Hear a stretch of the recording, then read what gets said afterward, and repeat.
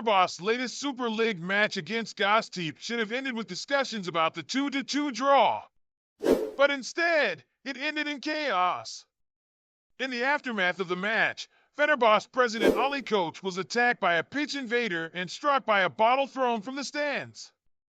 This shocking incident was captured on video, quickly going viral and once again bringing Turkish football's violent undercurrent into the spotlight.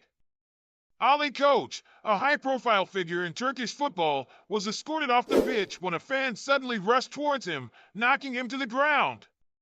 Moments later, as Koç attempted to recover, a bottle flew through the air, striking him. The footage is hard to watch. Seeing one of the country's most prominent football figures assaulted in such a manner highlights the dangerous atmosphere that has developed in Turkey's football stadiums. Unfortunately, this isn't an isolated incident. Violence in Turkish football has been a growing concern for years. Over the past decade, we've seen countless flare-ups, from stadium riots to attacks on players and officials. The passion of Turkish football fans is undeniable, but that passion has increasingly turned into aggression. Let's go back to some of the more infamous incidents.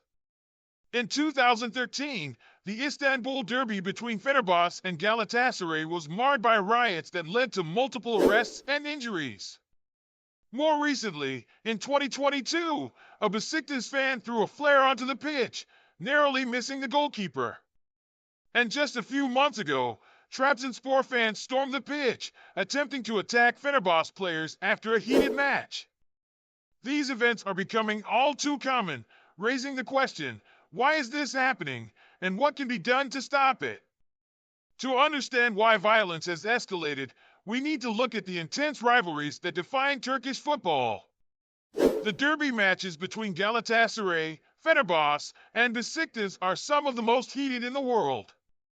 These matches often carry deep historical, regional, and political tensions, making them more than just football games.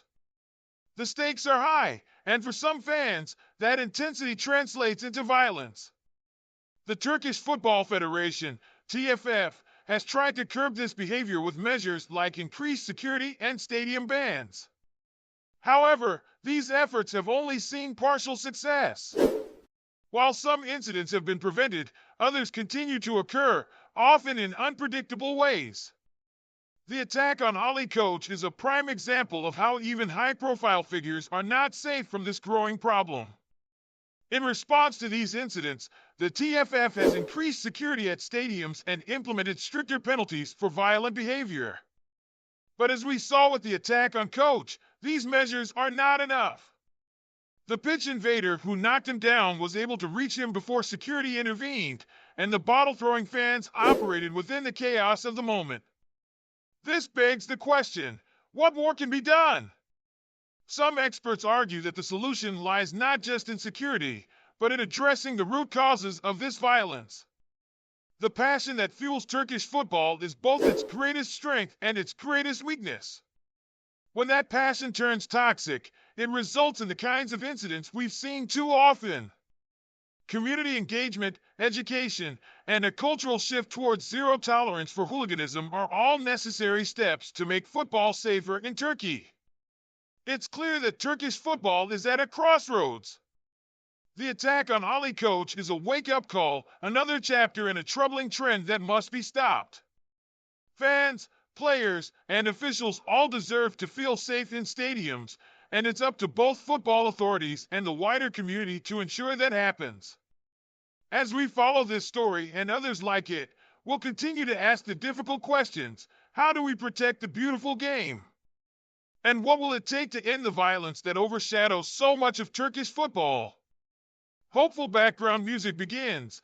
Thank you for joining us on the fame journey as we explore the shocking attack on Fenerbahce President Ali Koç and the growing violence in Turkish football. It's a complex issue that won't be solved overnight, but by raising awareness and demanding change, we can hope for a future where football is remembered for its moments of brilliance, not for moments of violence. If you found this video insightful, please share it with your friends and fellow fans. Let's start a conversation about what needs to be done to protect our favorite sport.